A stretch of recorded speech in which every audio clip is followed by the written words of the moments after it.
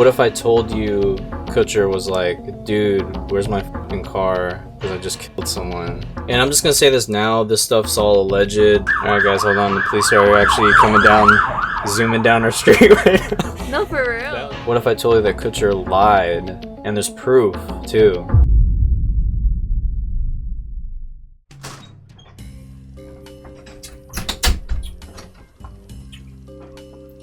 I see my assistance is needed. What, am I supposed to shake your hand? Yeah. No, I don't know. You came in smacking the gum, so... Oh yeah, I have gum. Shit. I'm already messing this up.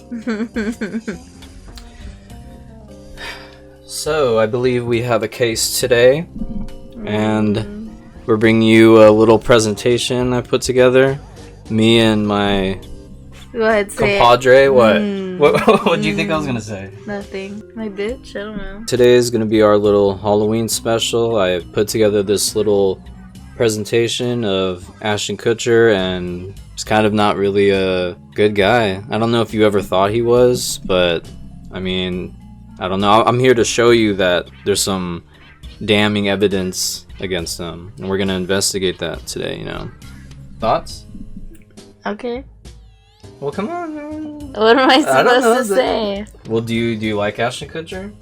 No. You don't? No. What about on That 70s Show? I don't like his character at all. I fucking hated his character. Of course, the character that I loved and fell in love with is like the actor's a fucking R-wordist and like... Oh, you like his character. I like Hyde. Obviously, Danny Masterson, who did play Hyde, is going to come up in this presentation as well, but we'll get to that. But for now, let's just get right into it.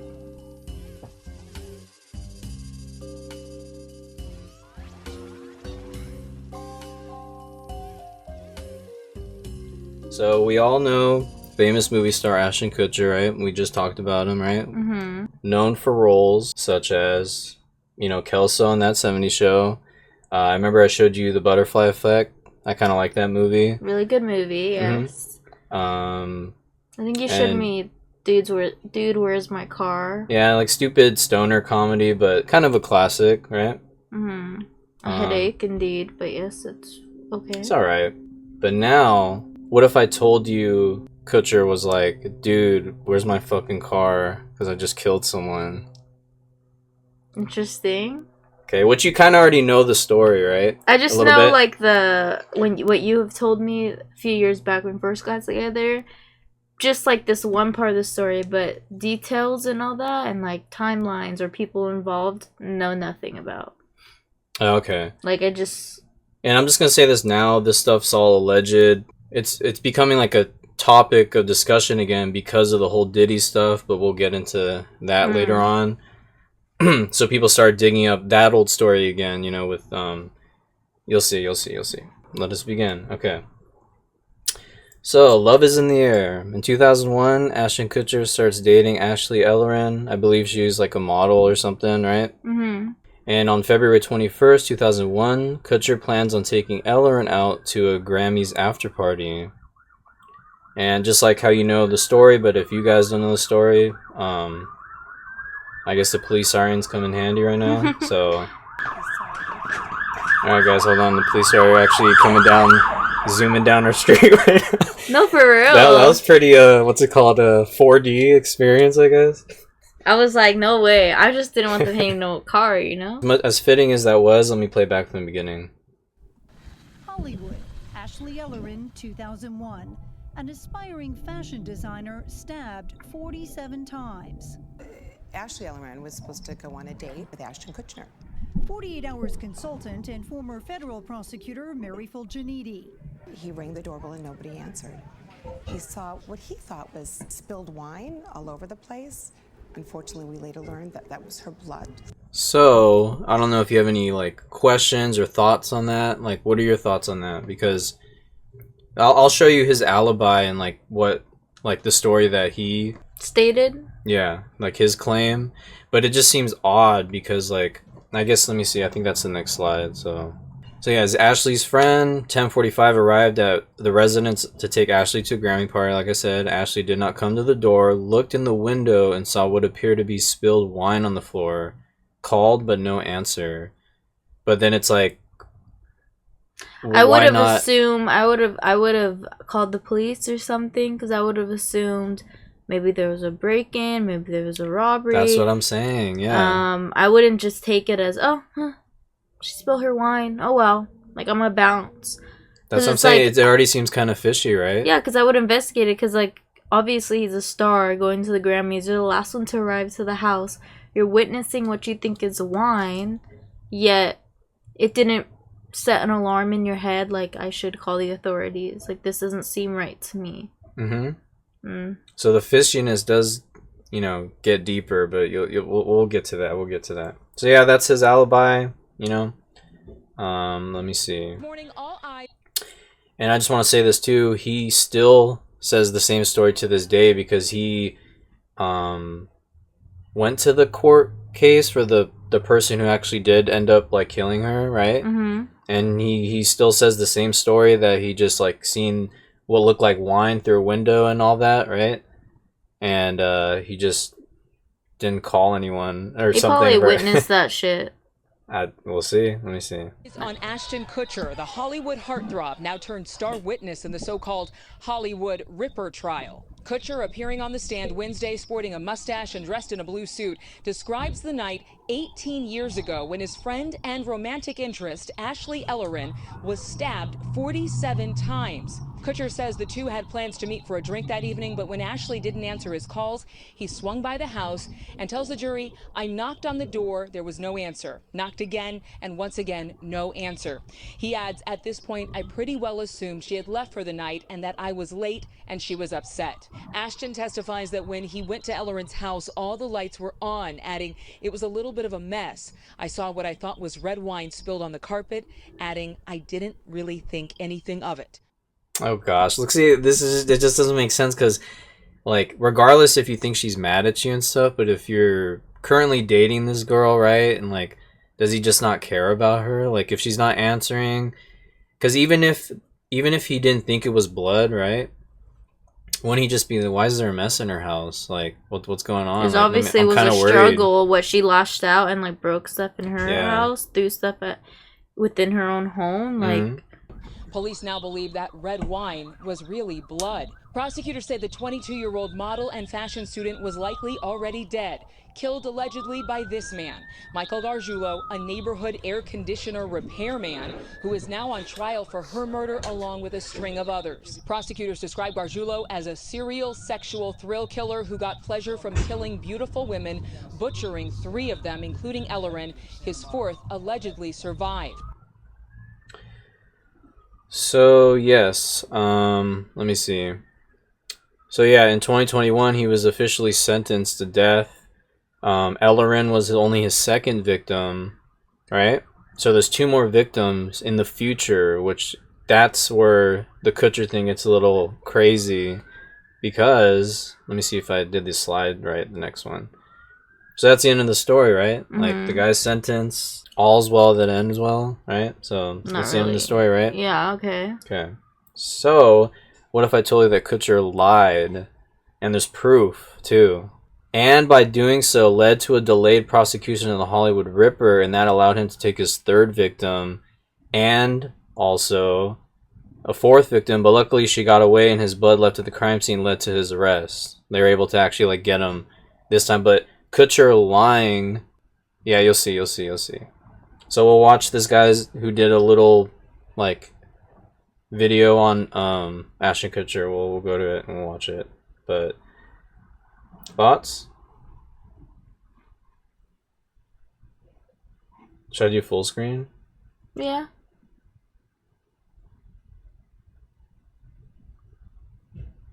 Ready? So yeah, chime in anytime you want. Okay. Now, it's important for you to know that no one's accusing Ashton Kutcher of murdering anybody. Let's make sure we're very clear on that. There's some spin out there, people trying to imply that. No, what people are trying to imply is that because Ashton Kutcher wasn't honest during this period, we're going to explain what the accusations against him are. This guy, Michael, the serial killer, was able to go do it again because the cops weren't able to actually process the case because they knew Ashton Kutcher was indeed lying. So what was That's crazy, huh? But yeah, you'll he see. lying You'll see. about? Well, here's Chrissy Bixler, who's coming in, who was dating Danny Masters at the time. Dear Ashton, know your secrets. Your role model keeps for you ones that would end you. Did you forget I was there? You were on speakerphone the night you called Danny on February 21st, 2001. I heard everything. I heard the plan. In my opinion, you're just as sick as your mentor. Now, what was the... Which he's talking about Danny Masterson, but because he was in Scientology and he was getting like Kutcher involved with Scientology, but that's why he's calling him. Yeah. This plan. Yes, he was in his car for over an hour outside of Ashley's house, speaking with his manager about what to do to protect Ashton's career and reputation. He then called Danny. I heard the entire conversation. Law enforcement was and is aware that what I'm saying is true. Now, to back her up with his own facts is Aaron Smith-Levin from Growing Up Scientology, who did a wonderful video about 7 months ago. That's so insane, huh? You walk into a house, you're witnessing somebody who was horribly stabbed multiple times, blood everywhere. And you call your management team to be like, yo, bro, how's this gonna affect my career? Like, if you did nothing wrong, who genuinely cares? Did you grab the knife? Did you stab her 47 fucking times? No, you went into her house. You saw this woman that you were involved with, a friend, lover, romantically involved, whatever, you know. You see her there, brutally lifeless body, and your first thing that, you know, the first thing you think about is, let me call my manager, let me call my PR team. Like, bro, this isn't like hitting somebody with your car, like a paparazzi with your car, or like, you know, getting into a car accident, having a DUI. You're walking into a murder scene, and then you're gonna go to this Grammy party, I know, and act insane, as if you saw nothing. That's crazy. Like, you're just like smiling and be like, hey, what's up? Oh, hey, what's up? That's fucking insane. I would be like, I can't. I need to call the authorities, because now you look sus. Because now you look like a narcissist too, because you're really just thinking about yourself. Yep. You see this woman and you think, what about me?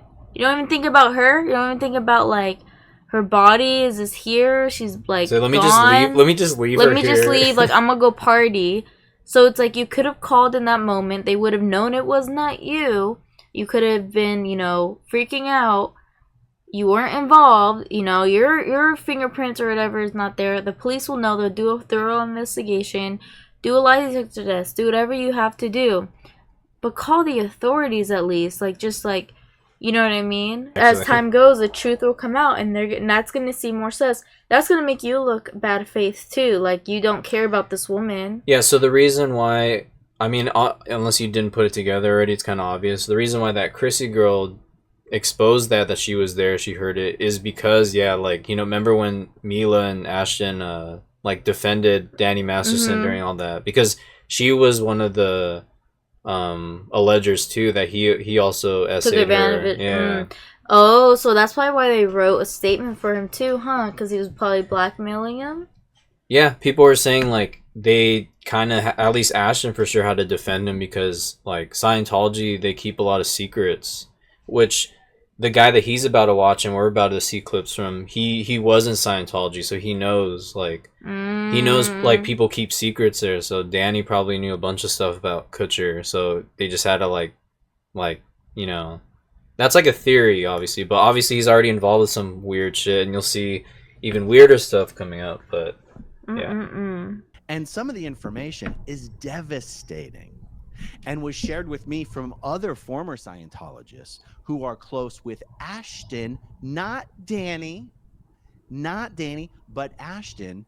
And I shit you not, shared with me from more than one detective at the LAPD who was working on the case. And those details were as specific as Ashton came in multiple times for interrogations. You know, not like in questioning, you know, not Not like, did you kill her? But, questioning. The LAPD themselves determined that Ashton was lying about what he saw, didn't see, didn't do at the crime scene. And it was intensely embarrassing. I don't know if he's gonna say it, but I seen a detail saying through that window you can't even see what he he says he saw. So that already doesn't add up either. But Ashton had to admit to the LAPD that he had been lying. So my video wasn't like, oh my God, this is the LAPD are now finding out for the first time. No. The LAPD knew Ashton Kutcher had lied in his interrogations about not having entered the house, about I looked in through the window and I saw some red on the carpet, but I thought it was spilled wine. The LAPD, through their own investigation, already determined you couldn't possibly have seen anything Ashton Kutcher had claimed to see from the window. Wasn't possible, at least not in this dimension that we live in. Just to echo what he's saying there, I wanted to bring this. This is him trying to explain it. Oh yeah, there was some stains here, but it actually happened back here from after she exited the bathroom.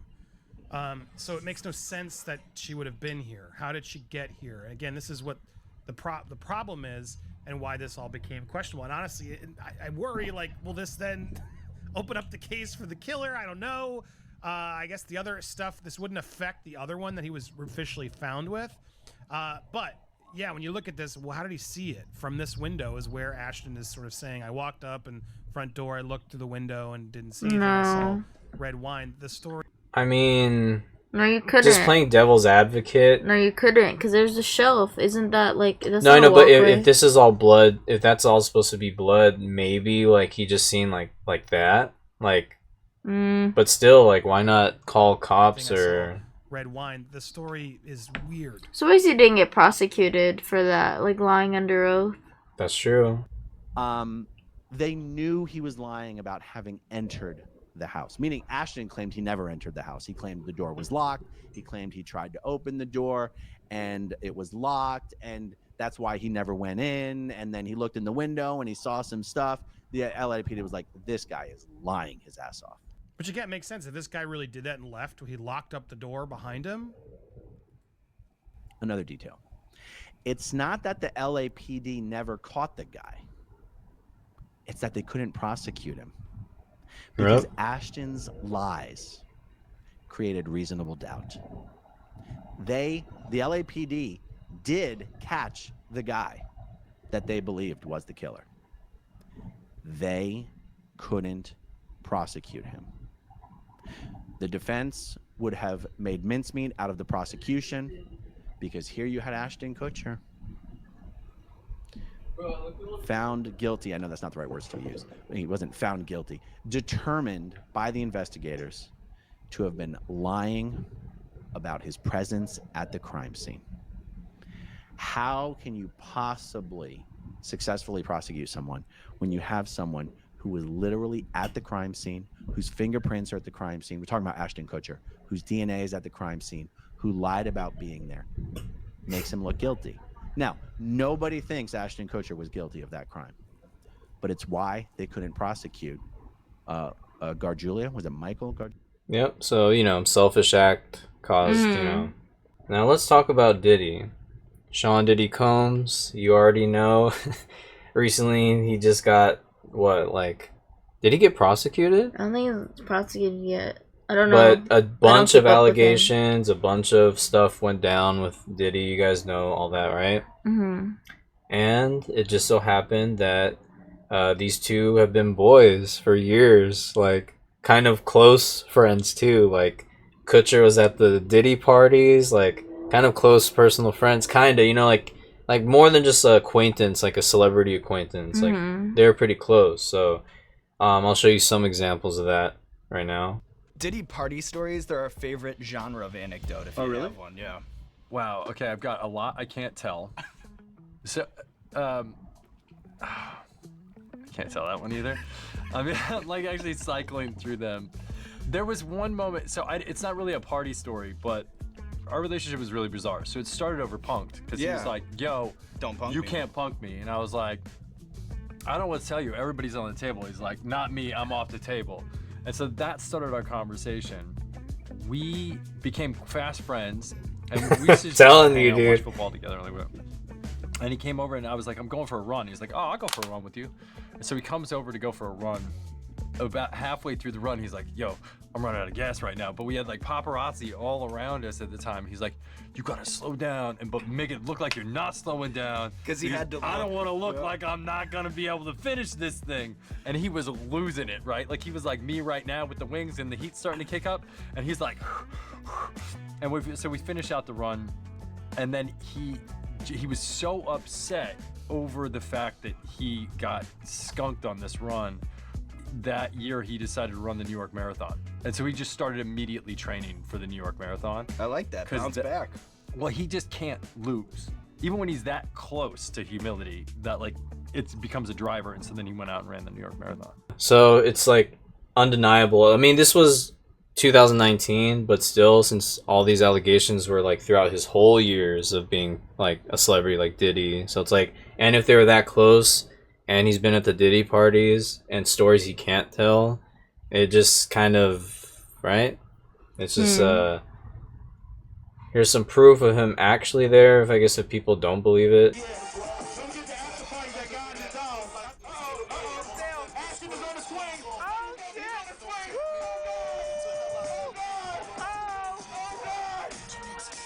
So just showing he's there, it's just proof that he was, there, right? Besides him saying that they've been boys for a long time.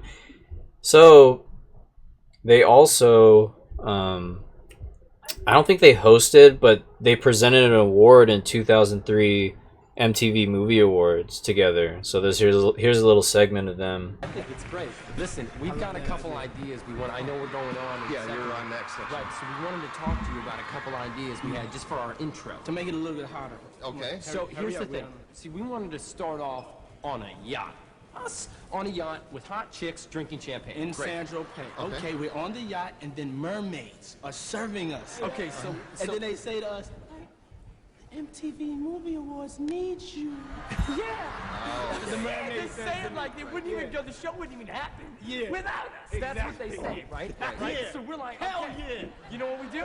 We jump off of the yacht. Jump off the yacht. Onto dolphins. Tell them we run them from Sandro Pay to LA. We jump off the dolphins onto the stage. Money starts raining down.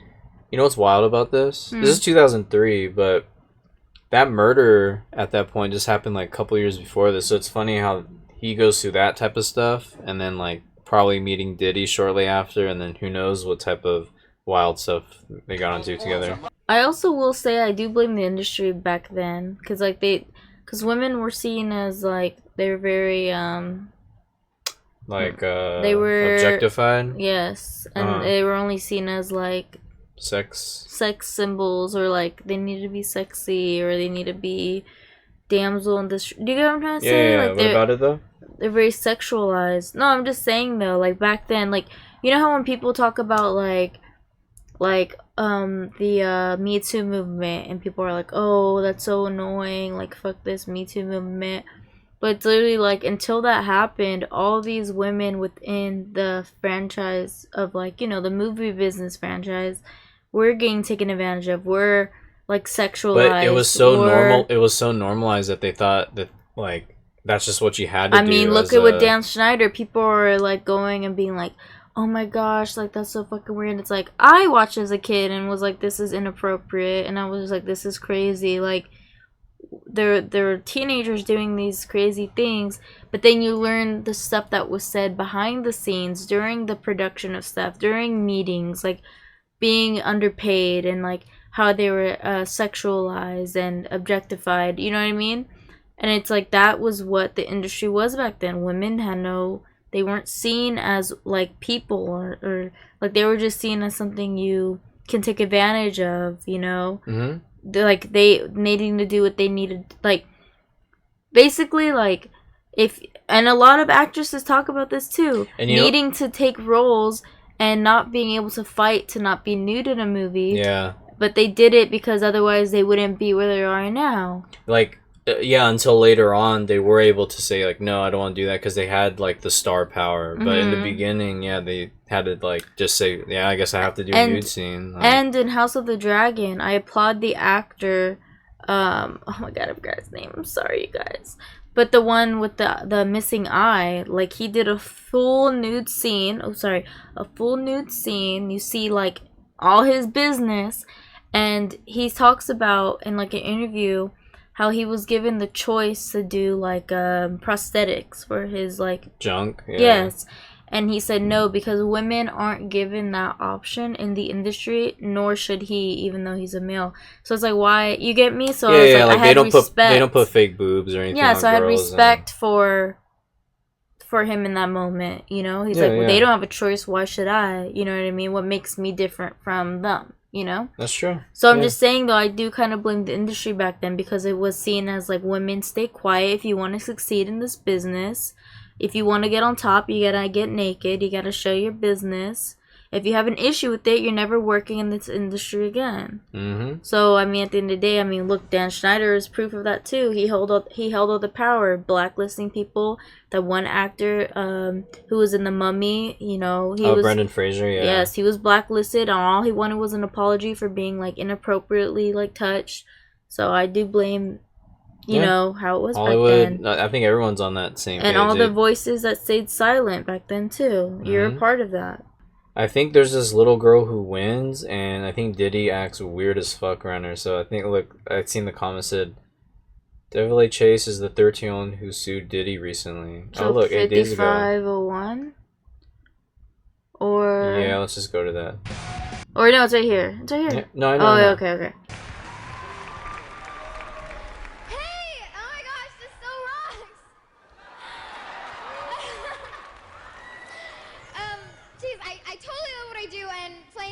Was definitely one of the best characters, or should I say the creepiest. So Oh, she won. She played in The Ring. She was like the ring girl. Samara or whatever. That's yeah. This whole movie has been a great experience for me, and I just want to thank everybody.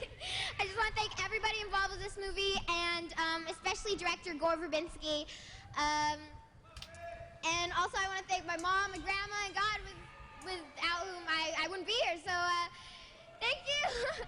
See, don't you just like the innocent Hollywood child star? And look at the what he's about to say. He's about to say some weird shit. Because you know when people say like, "Oh, sold your soul to like be famous and all that."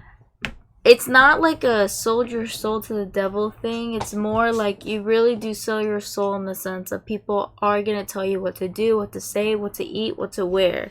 So you are selling you're just gonna be like this empty shell. So in a way, you are selling your soul because you have to act a certain way, be a certain way. Miley Cyrus, for example, with Hannah Montana, Demi Lovato when she was in Disney Channel. You know, all these Disney stars had to be a certain way, act a certain way. So when Miley Cyrus finally was able to like just be like want to be more wild, she never had that experience. She like people were like, like she's crazy, she's weird, like that's not the girl I knew. But it's like, girl, she is growing up. She's not a little kid anymore. Like she lashed out because she was told what to do a lot. And it's a rebellious stage. And then now look where she's at now. She's like found herself. She's like, you know, people... gone back to her like country roots and just more... And I remember people would be like, ew, I didn't like that Miley. I fucking love that Miley Cyrus. Like, do you, girl, be you. Get out of your shell. Find who you are. Because for so long, for so many years as a child actress, you were told what to do and say and how to act. You couldn't be who you wanted to be. So there you go. You got that rebellious stage that she never got. And now people, like, love her now. But it's like, you know what I mean? It's like... It's hard, you know? Yeah.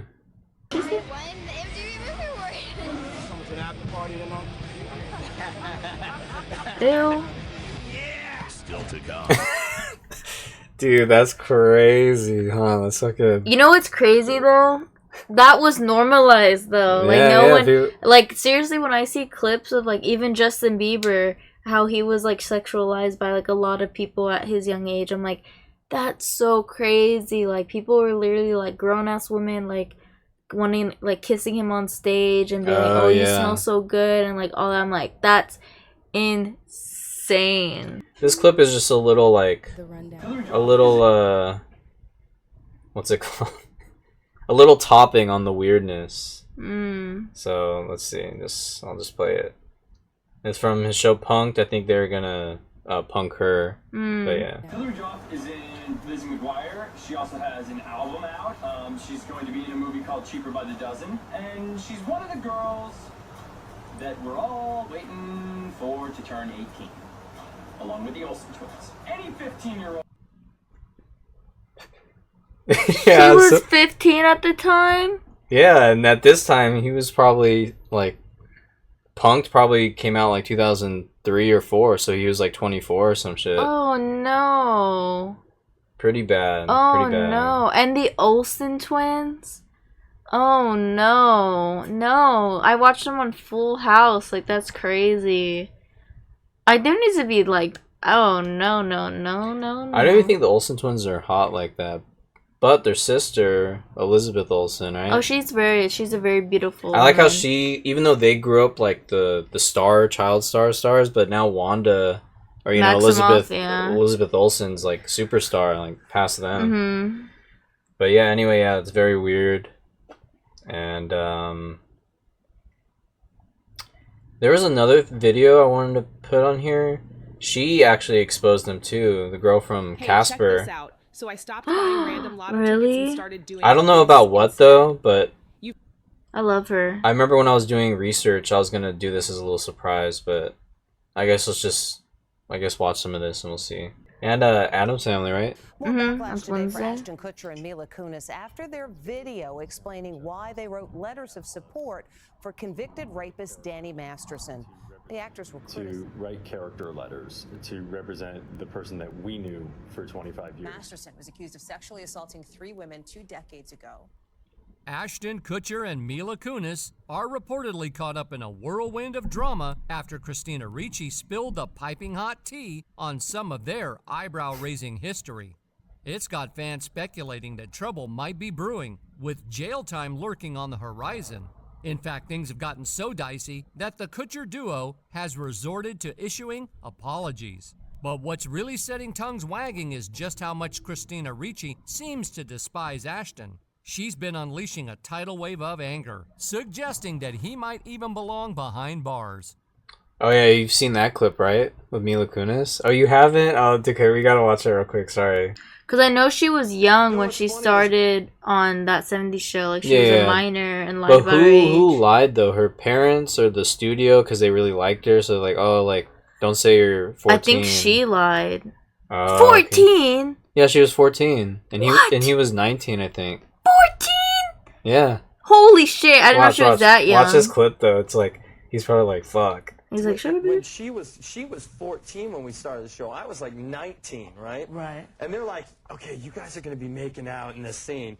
And I'm like thinking like, wait, this is like slightly illegal, That's right? probably your first kiss ever, right? It was my first kiss. What's someone bet you made with Danny about our first kiss? No, it wasn't the first kiss. No, It was like go a ahead, second or third kiss. It was the first. It was like the first week. No, it was not the first week. Whatever. Let me tell you what happened. No, let me tell you what happened. No. Okay, so I never. He's probably like, fuck, like, you know, because she probably doesn't realize, like, how that looks. And he's probably like, fuck, like, because he was already saying, like, this is illegal, but... So I was so, I mean, you know, Ash was attractive, and I was a 14-year-old little girl, and I was extremely scared for my life. Sure. And he was very nice about it. He was like, oh, don't worry. So I was like, okay. Then Danny goes to him and goes, dude, I'll give you $10 if you French kiss her. What would you stick your tongue in my mouth or some... What? No.